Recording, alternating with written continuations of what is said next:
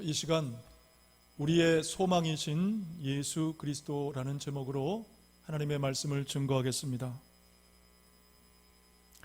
어느 그리스도인이 평생을 다니던 회사에서 해고를 당했습니다. 평생 그 회사에 충성을 다했고 정말 뼈를 묻겠다는 각오로 일을 했는데 한순간에 해고를 당한 것입니다. 울고 싶었지만 남자라 울 수 없었고, 그렇게 하루하루 지치고 맥 빠지는 절망의 시간들을 보내야 했습니다. 급기야는 자신을 내쫓은 사람들에 대한 원망과 분노가 치밀었어요. 그러다가 너무나도 우연히 누가 시킨 것도 아닌데 희망 노트를 쓰기를 시작한 것입니다. 희망 노트. 그는 첫 줄에 이렇게 썼습니다. 하나님은 나에게 일어서는 법을 가르치시기 위해 나를 종종 넘어뜨리신다. 나에게 일어서는 법을 가르치시기 위해 나를 종종 넘어뜨리신다. 그 희망 노트 첫 장에다 썼습니다. 그리고 그렇게 쓰게 된 희망 노트는 가장 절망적인 상황에서 그를 붙들어 주었어요. 그러면서 발견하게 된 또 하나의 의미가 있었는데, 그것은 바로 가정의 소중함이었습니다. 가족의 소중함. 실패와 좌절 다음에 기댈 곳은 가족밖에 없구나. 그것을 깨달은 것입니다. 그러면서 희망 노트에 다시 이렇게 썼습니다. 가족은 비가 올 때 우산을 받쳐주는 존재가 아니라 함께 비를 맞아주는 존재다. 가족은 누구냐? 우산을 받쳐주는 존재가 아니라 함께 비를 맞아주는 존재다. 그러면서 이 가족 문제에 대해서 더 깊은 관심을 갖게 됐고, 그때마다 기록하면서 나중에는 이 가족 문제 연구소장이 되었다는 것입니다. 그러면서 그는 희망 노트에 다시 이렇게 썼습니다. 주님은 내가 있어서는 안 될 곳에서 나를 쫓아내는 것으로 나를 부르셨다. 만약 내가 그때 광야로 쫓겨나지 않았다면 지금 나는 무엇을 하고 있을까? 여러분, 무엇을 알게 됩니까? 주님의 시선은 늘 우리를 향하고 계신다는 사실입니다. 때로는 내가 넘어지고 실패하고 좌절할 때, 정말 끝이라고 생각할 때조차라도 주님의 시선은 여전히 우리를 향하고 계신다. 그래서 우리 기독교 신앙은 한마디로 희망의 신앙입니다. 하나님은 우리에게 약속의 말씀을 주셨습니다. 그 약속이 당장 우리에게 현실이 되지는 않더라도 그 약속된 미래가 현실이 될 것을 믿는 것이 바로 소망입니다. 또한 그 약속된 미래가 우리에게 임하게 하는 그 하나님의 권능을 믿는 것이 바로 믿음이죠. 아브라함이 그랬습니다. 로마서 4장 18절 말씀해 보니까 아브라함이 바랄 수 없는 중에 바라고 믿었다. 바랄 수 없는 중에. 다시 말해, 아브라함이나 아내 사라나 모두 나이가 많아서 자식을 가질 수 없는, 그것이 그들의 현실이었어요. 그럼에도 불구하고 아브라함은 하나님에 대한 믿음을 버리지 않았습니다. 로마서 4장 19절은 이렇게 말씀합니다. 그가 100세나 되어 자기 몸이 죽은 것 같고 사라의 태가 죽은 것 같음을 알고도 믿음이 약화해지지 아니했다. 여러분, 아브라함의 현실은 절망이고 끝이었습니다. 그러나 알고도, 끝임을 알고도 믿음이 약해지지 않았다. 뿐만 아니라 그 뒤에 보면 오히려 견고하여졌다라고 말씀하고 약속을 이루실 줄 확신했다. 성경은 말씀하고 있습니다. 여러분, 마찬가지로 이 코로나로 인한 우리의 현실이 도대체 언제쯤 끝날까 절망적이지만, 그러나 하나님은 반드시 구원의 길을 예비해 놓고 계신 줄로 믿습니다. 하나님은 애굽에 10가지 재앙을 내리셨지만 그러나 그분의 백성들은 지켜주셨어요. 유월절 어린 양, 그 피의 고백이 있는 당신의 백성들을 구원해 주셨다는 사실입니다. 오늘 저와 여러분에게 이 소망이 있으시기를 주님의 이름으로 축복합니다. 자, 그렇다면 구체적으로 왜 예수님은 우리에게 소망이 되시는가? 오늘 본문에 2가지를 말씀하십니다. 첫째로, 예수 그리스도는 우리를 죄로부터 구원하시기 때문입니다. 본문 21절 말씀해 보니까 아들을 낳으리니 그 이름을 예수라 하라. 이는 그가 자기 백성을 그들의 죄에서 구원할 자심이라 하니라 그랬습니다. 여러분, 이 예수라는 이름은 히브리어로 예슈아, 헬라어로는 예수스, 똑같이 구원하다라는 뜻입니다. 예수의 이름의 뜻은 뭐냐? 구원하다, 구원한다. 특별히 우리를 죄로부터 구원하시는 분이 바로 예수님이시죠. 구약 성경에 보면 우리 인간의 죄를 사하실 수 있는 분은 하나님이라고 말씀하십니다. 시편 130편 8절 말씀해 보니까 여호와가 이스라엘의 모든 죄악을 속량하신다 그랬어요. 하나님이 우리의 죄를, 인간의 죄를 속량하신다. 그런데 이 죄를 속량하고 이 죄를 사할 권세가 바로 예수 그리스도께 있다라는 것입니다. 예수님도 말씀하셨습니다. 마태복음 26장 28절 말씀에서 이것은 죄 사함을 얻게 하려고 많은 사람을 위하여 흘리는 바 나의 피, 곧 언약의 피다. 다시 말하면 예수님의 피 흘리심으로 말미암아 죄 사함을 받는 길, 구원의 길이 열렸다는 것입니다. 여러분, 그래서 오늘 우리에게는 이 신앙 고백이 있어야 됩니다. 예수 그리스도가 우리를 죄로부터 구원하셨다라는 이 신앙 고백을 가져야 되는 것입니다. 왜입니까? 왜 이 신앙 고백이 중요할까요? 여러분, 21절 말씀에서 예수는 자기 백성을 죄에서 구원하시는 분이라고 말씀하십니다. 그렇다면 여기서 말씀하는 자기 백성은 누구냐? 자기 백성을 구원하신다 그래서 자기 백성은 누구냐? 유대인들인가? 혈통적 이스라엘 백성들을 말하는가? 아니면 제사장, 서기관, 바리새인 같은 종교인들을 말하는 것이냐? 아니라는 것입니다.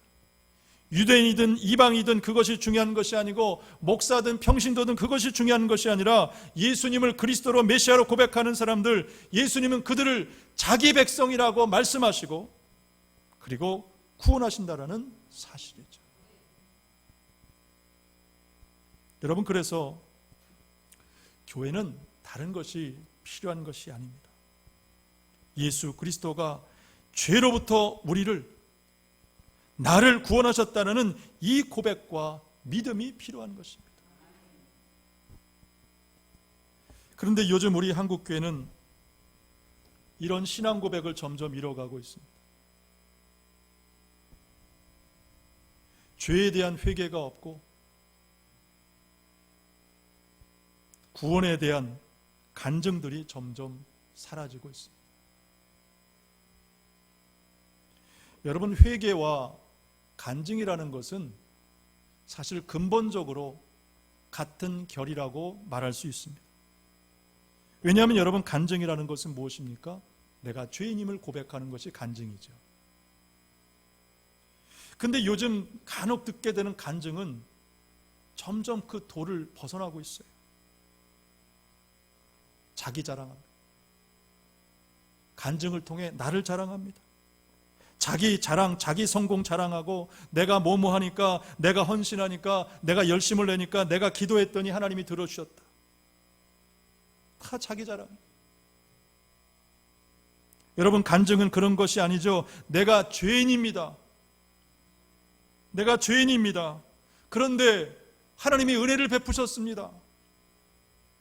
내가 아무것도 한 것이 없는데 하나님이 하셨습니다. 하나님이 주장되고 하나님을 자랑하고 하나님을 높이는 것이 간증이죠. 그런데 이런 간증들이 점점 사라지고 다 자기 자랑만 남더라는 것입니다. 여러분, 우리가 지난 수요일까지 사사기 말씀 전체를 28주 동안 이제 살펴봤습니다. 여러분, 사사기의 역사를 한마디로 말하면 어떤 역사입니까? 사사기는 죄의 역사예요. 처음부터 끝까지 다 죄의 역사예요. 입으로는 여호와 하나님을 말하고 하나님 앞에 영광을 올린다, 감사하다라고 말하지만 그러나 그들의 실상은 어땠어요? 가정 안에 우상실을 만들어 놓고 그 우상을 더 가까이 하고 하나님보다 그 우상을 더 섬기더라는 것입니다. 그렇다면 왜 사사시대 사람들은 죄와 더불어 살았는가? 사사기 말씀 끝절은 이렇게 기록합니다. 그때에는 이스라엘의 왕이 없으므로 사람이 각기 자기 소견에 옳은 대로 행하였다. 이것이 결론입니다. 여러분, 왕이 없으면 사람은 다 자기 소견에 옳은 대로 살아가게 됩니다. 왕이신 예수님이 우리에게 없다면 우리 역시 똑같이 죄와 더불어 살아갈 수밖에 없어요. 여러분, 그러므로 예수님이 저와 여러분의 왕 되심을 인정하고 내가 하나님 앞에 늘 죄인임을 여러분 고백하며 사시기를 축복합니다. 여러분, 왜 우리는 하나님 앞에 죄인임을 고백하며 살아야 되느냐? 그럴 때 여러분, 우리가 이 죄 문제에 대하여 자유하게 되고 당당하게 미래로 나아갈 수 있다는 것입니다. 사무엘상 말씀에 보면 이 죄에 대한 두 사람의 교훈이 잘 나타나 있습니다. 바로 사울과 다윗입니다.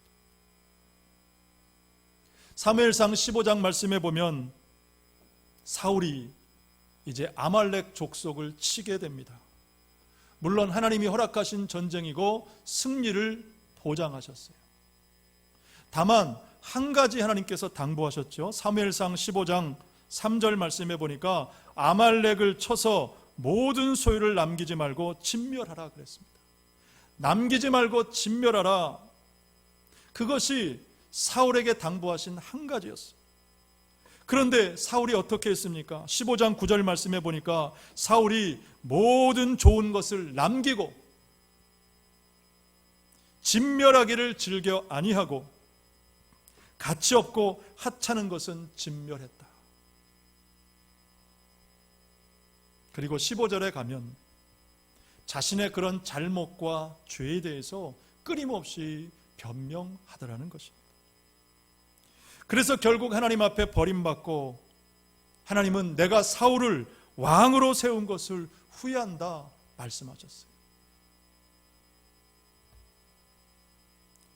죄에 대해 회개하지 않고 변명을 일삼던 사울, 그의 결국은 하나님께 버림받는 것이었습니다. 반면에 다윗은 어땠습니까? 다윗도 죄를 지었습니다. 우리아를 죽이고 밧세바를 범하고 사울보다 어떻게 보면 더 큰 죄를 지었는지도 몰라요. 그런데 다윗은 그 죄에 대해서 어떻게 반응했습니까? 나단 선지자가 찾아와 책망하니까 내가 여호와께 범죄하였습니다.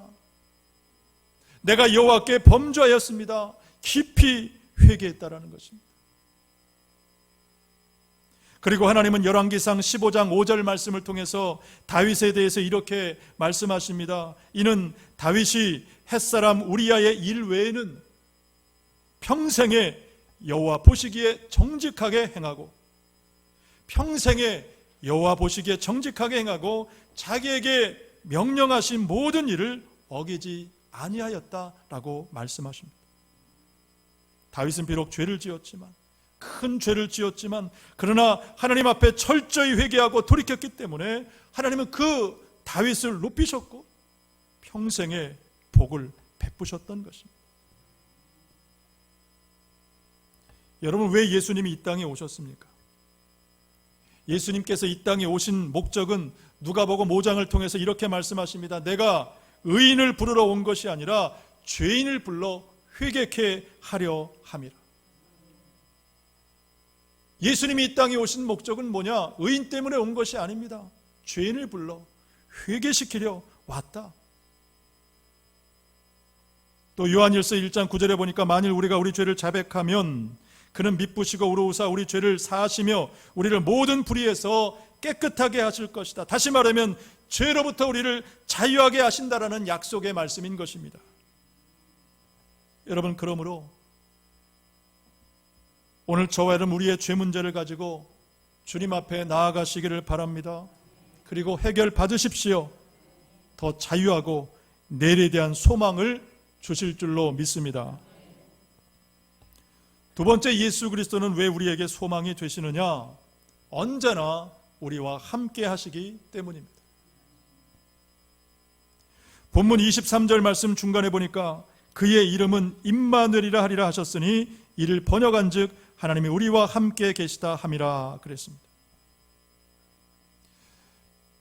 언제나 우리와 함께 하시겠다, 우리와 함께 하시겠다라는 이 말씀은 예수님이 승천하실 때도 제자들에게 다시 한번 주셨던 말씀입니다.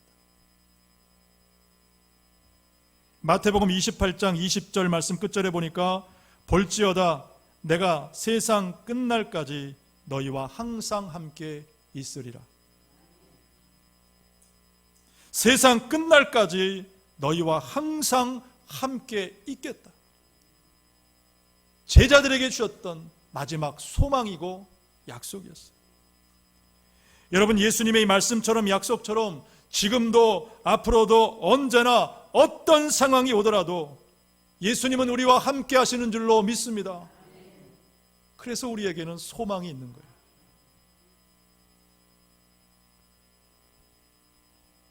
여러분, 신약에서 소망을 표현한 말 중에 가장 많이 쓰인 단어는 엘피스라는 단어인데, 이 엘피스는 무엇을 말하냐? 아직 보이지 않는 것을 기대하는 것, 아직 보이지조차 않는 것을 기대하는 것, 그것이 바로 소망이다. 여러분, 오늘 본문인 이 마태복음이 기록될 시점은 AD 80년에서 85년 사이라고 추정이 됩니다. 그렇다면 예수님이 십자가에 죽으시고 승천하신 지 적어도 50년이 지난 때, 그렇다면 그 50년 동안 예수님의 제자들은 어떻게 살았을까? 예수님이 보이지 않는 그 50년 동안 제자들은, 그리스도인들은 어떻게 살았을까? 내가 너희와 함께 있겠다라는 그 약속의 말씀, 소망의 말씀을 붙들고 복음을 전하다가 고난도 당하고 대부분 순교까지 당했어요. 그렇다면 왜 그들은 고난당하고 순교까지 당하였을까? 이유는 하나입니다. 주님이 우리와 함께 하심을 믿었기 때문에.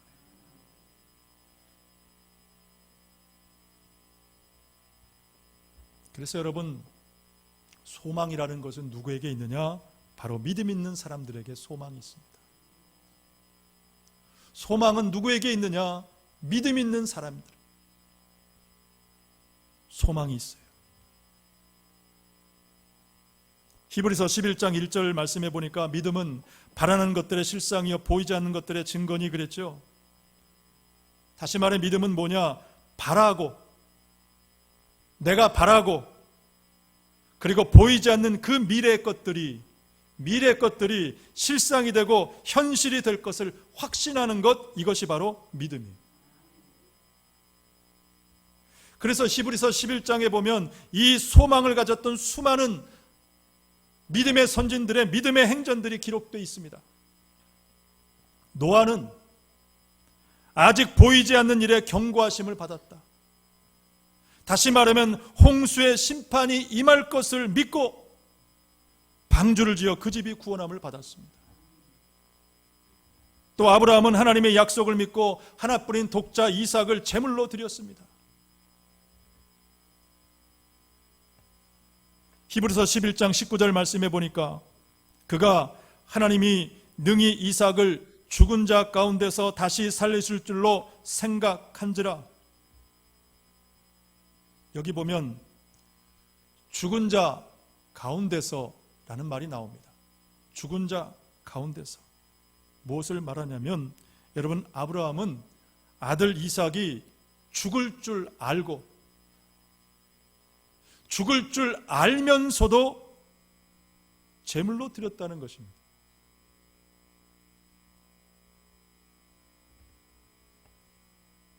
지금은 죽지만, 그러나 내일은 하나님이 다시 살리심을 믿는 그 믿음, 그 소망이 있었다는 것입니다. 오늘 저와 여러분에게 이 소망, 죽어도 다시 살리시는 하나님의 그 약속과 하나님의 능력을 믿는 이 믿음이 있으시기를 주님의 이름으로 축복합니다. 여러분, 예수님의 이 탄생의 과정에서 가장 큰 고난을 경험했던 사람이 누굴까 생각해 보면 마리아. 왜냐하면 처녀의 몸으로 예수님을 잉태하고 낳아야 했기 때문입니다. 여러분, 당시 유대 사회에서 처녀가 아이를 잉태한다, 가족에게 쫓겨날 일이고 돌에 맞아 죽을 일입니다. 한 여인이 감당하기에는 너무나 버겁고 죽음까지도 각오해야 했던 일이에요. 그럼에도 불구하고 마리아가 무엇을 고백하느냐? 누가복음 1장 38절 말씀해 보니까 마리아가 이르되 주의 여종이오니 말씀대로 내게 이루어지이다. 여기 보면 마리아는 자신을 주의 여종이라고 고백합니다. 나는 주님의 종입니다. 나는 주님의 종입니다. 여러분, 종은 누구입니까? 무엇을 아는 사람입니까? 오직 주인의 뜻대로, 말씀대로 그분의 명령 따라 사는 사람이 종이죠. 종은 주인과 떨어져 살 수 없고, 주인이 어디 가든 그 주인과 동행하는 자가 종이고, 무엇보다 주인은 그 종을 책임져 주시고 보호해 주시는 것입니다. 그러므로 오늘 저와 여러분, 주님의 종으로 오직 주님의 말씀에 귀를 기울이시고 주님의 말씀 따라 살아갈 때 주님은 반드시 저와 여러분을 지켜주실 줄로 믿습니다. 몇 년 전에 이런 신문 기사가 있었습니다. 8년간 식물인간 되었던 아내를 한결같은 사랑으로 회복시키다라는 기사였습니다. 식물인간 되었던 아내를 남편이 간호하여 살린 스토리가 신문에 나온 적이 있어요. 구체적인 내용이 이렇습니다. 남편은 피부치 하나 없이 자란 고아였습니다. 그런 그를 처음으로 사람 대접해 준 것이 아내였어요. 뿐만 아니라 세상에서 처음으로 사랑을 느끼게 해준 것도 아내였습니다. 아내는 천의 고아였던 자신을 부모님들이 반대에도 불구하고 설득해서 끝내 결혼했어요. 그러나 너무나도 가난해서 방한권조차 마련할 수 없었지만 아내는 불평 한마디 하지 않았더라는 것입니다. 한 번은 남편이 다니던 직장에서 해고를 당하고 집에 돌아왔어요. 그런데 오히려 삼겹살을 구워주며 하는 말, 여보, 난 당신만 있으면 충분해요. 그런 말을 하더라는 것입니다. 남편은 그런 아내 때문에, 그런 아내로 인하여 기죽어 살지 않고 절망할 순간에도 기쁨과 희망을 잃지 않았습니다. 나는 그런 아내를 배신할 수 없고 아내의 사랑을 잊을 수 없습니다. 내가 지난 8년간 버틴 힘은 내 사랑이 아니라 나를 향한 아내의 사랑과 희생의 힘 때문입니다. 라고 남편이 고백하더라는 것입니다. 여러분, 지금 우리는 이 코로나로 인하여 두 가지 큰 싸움을 경험하고 있습니다. 첫째는 우리 육신의 생존적인 싸움이고, 둘째는 믿음의 영적 싸움입니다. 여러분, 우리는 이 싸움에서 살아남아야 되고 우리의 신앙을 지켜가야 됩니다. 여러분, 예수님은 한결처럼 변함없이 언제나 우리와 함께 하신다고 말씀하십니다. 죽을 수밖에 없는 우리를 대신하여 죽으셨고 우리를 구원해 주신 분이 바로 예수님이십니다. 그 예수님이 지금도 우리와 함께 하시고 우리와 함께 싸워 주시는 줄로 믿습니다. 아무쪼록 여러분, 우리의 소망 되신 이 예수님 붙들고 끝까지 살아남고 구원받고 승리하는 저와 여러분, 우리 하늘과 땅에 있는 공동체가 되기를 주님의 이름으로 간절히 축복합니다.